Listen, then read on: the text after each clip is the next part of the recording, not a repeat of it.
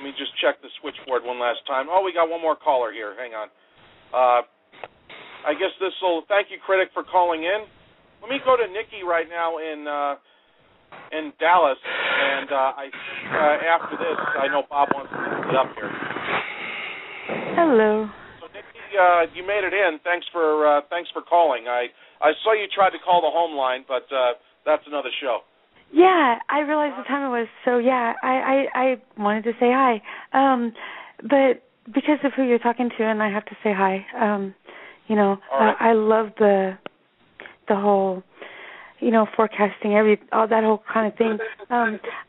My whole question, more than anything else, is like the trend that's happening in Egypt and everything else, and it's been spreading, and do you actually see something like that maybe coming here? Is there maybe, I don't know, a change in the whole consciousness of people that, I don't know, I saw a big change coming here in 2011. I just felt this new energy. I don't know what it was, but do you see this maybe spreading? I mean, maybe it's hopeful. Well, we discussed it earlier in the program in regard to the Middle East and then other places, and everybody has the same problems in varying degrees. One of them's higher food prices and the inability to pay for it, and it's also higher gasoline and oil prices. And now cotton, right? Oh, with cotton, like and they're cotton, saying, well, that means you're going to pay just in the next couple of months 20% more than you did today for whatever you're buying that's made from cotton. And of course, government says there's no inflation, but of course there is lots of it, and it's going to get worse. And will it come to a point in America or China or Russia where they'll have the same kind of situation that they have in the Middle East? Maybe. In the United States and China, there's a good chance of it. And so that's where that whole thing is going from a sociological viewpoint. Politically, things could change in all those countries as well. Just like it would be nice if happening. everybody went and sat in front of their political controllers and just sat in their offices or in front and said, "Hey, I'm not leaving till you do." It would be a beautiful sight. It really would be. Well, you're right, but the world doesn't work that way. And the people who run the world are evil. They always are. Yes. And it's something we have to put up with as human beings. And they have wars and to be killed, and they decide they can make a lot of money starving people to death, so they do it, or control. And this is what you're dealing with is, the last couple of thousand years of history. If you read it succinctly and deeply, like I have, you'll find that it's nothing new. The human psyche and the human consciousness has been fighting the fight between good and evil since the beginning of time, I guess, as we know it. It very much has. I've been studying what's considered forbidden archaeology. Yeah, I love that term. But you look at even just like Babylon, talk about, I guess, basically like spreading information across the world government that existed at that point in time. But yet, we can't even conceive the fact that man had technology prior to the deluge. But I seriously understand where you're coming from, and I have great respect for that. I love studying, so people should read more. Well, only 8% of Americans read. It's tragic. And you're absolutely right, because it's so easy to understand all this if you know the history of man, the story of man.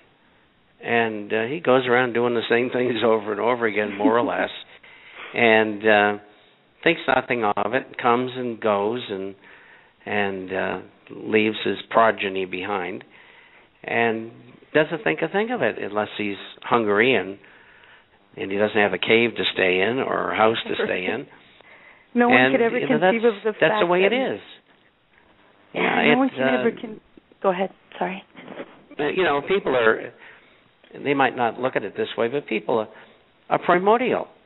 They don't change a great deal. It's just like tribes. There's millions of tribes in the world, but nobody talks about them anymore because they don't act tribal. You take a country like Germany, there's 5, 6 different tribes. And they all speak a different dialect. But if you didn't live in Germany, you wouldn't know that. Distinctly different groups of people, the way they evolved. And they're all in one unified state, Germany. France has got the same thing, and every other country has. That's why I consider Babylon such a big issue, because we would never consider the fact that mankind had the technology that we have now. No, that's not possible. But yet we keep uncovering things that definitely point in that direction. And then you have something that's called, the Tower of Babel, whatever. And you have a major communication front. And all of a sudden, once that was taken down or whatever happened, major earth change like pole shifts, whatever you want to conceive of what's happening even now, that it seriously separated people, and therefore you had entities, operating on their own. And like the Dogons and everything else in Africa, you bring in planes, they look like gods. That's how the tribes were formed. Yeah. That's right. I see it happening again. It's not a bad thing. It's a beautiful thing. I'm kind of Well, it's the antithesis of what the people behind the scenes want to give us, which is amalgamation and world government and enslavement. And none of us like that. And the question is, who's going to stop them? We will. We won't have to pay a great price to do it, but they'll be stopped in this time.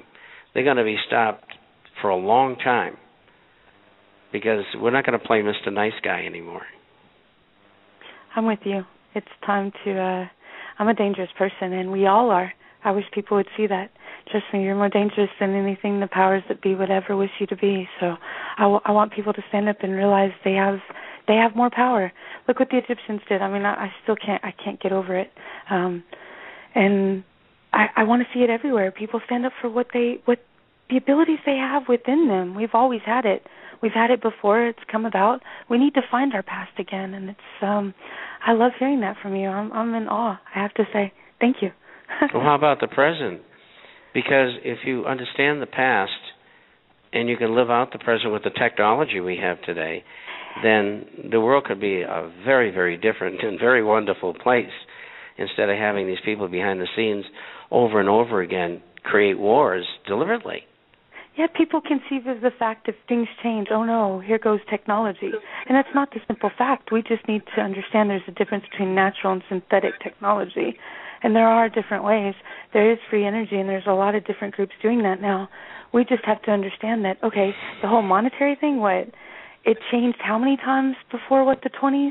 And now what? Because it hasn't happened in most people's lifetime, it's so scary. It's like, oh no, we can't have change now.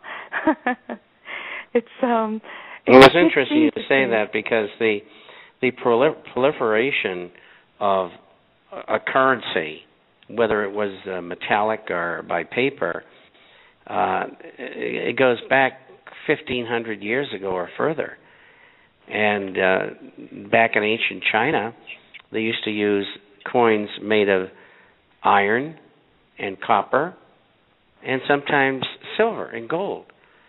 And they found that too cumbersome, especially carrying around iron coins. They were pretty heavy. And so they decided they were going to create paper currency. And they did. And they did the same thing that we're doing right now, because the powers that be today don't care about history. They think they can change it unilaterally, and they can't do that. I mean, there are certain things that you can do and you can't do, at least with today's technology. And when you get into the realm of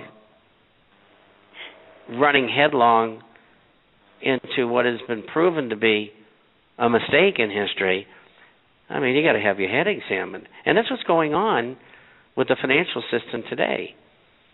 And there's many things I can cite, but they're within the economic sphere, and most of you don't know much about it. And it's getting late in the day, and my energy quotient is running down. I started to feel this morning, so let's see, 5, 6, 7, 8, 9. This is my 17th hour, so it's time to go to bed.